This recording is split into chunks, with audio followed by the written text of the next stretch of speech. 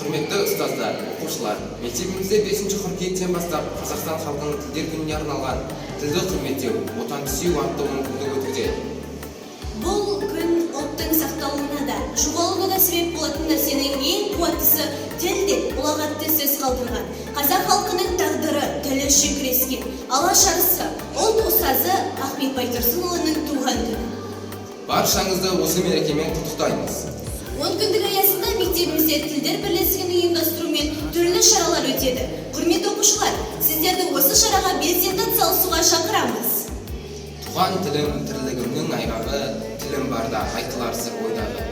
Өссе тілім менде бірге өсемін, өссе тілім менде бірге өшемін. Тіл ұлттық құжатымыз, қазақи құндылығымыз, барша ұлттардың басын біріктірген, бір-бірімен достастырған қазақ тілі. Қазақстан халқының тілдер күні құтты болсын, тіліміздің мәртебесі асқақ болсын. Уважаемые коллеги, поздравляем вас с Международным днем родного языка и желаем всем вам счастья, благополучия, больших успехов в труде. Учите своих родных и близких русскому языку, обогащайте свой словарный запас, сохраните чистоту русского языка. Родной язык, он с детства мне знаком.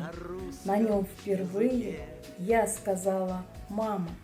На нем клялась я верностью упрямо, и каждый вздох понятен мне на нем. Родной язык, святой язык, отца и матери язык.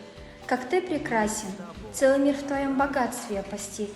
Качая колыбель, тебя мне в песне открывала мать, а сказки бабушки потом я научился понимать.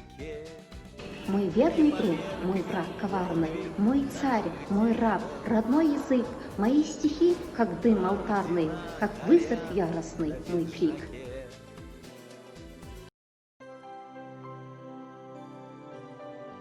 Hello dear colleagues, we welcome to our school and congratulations on the Language Day.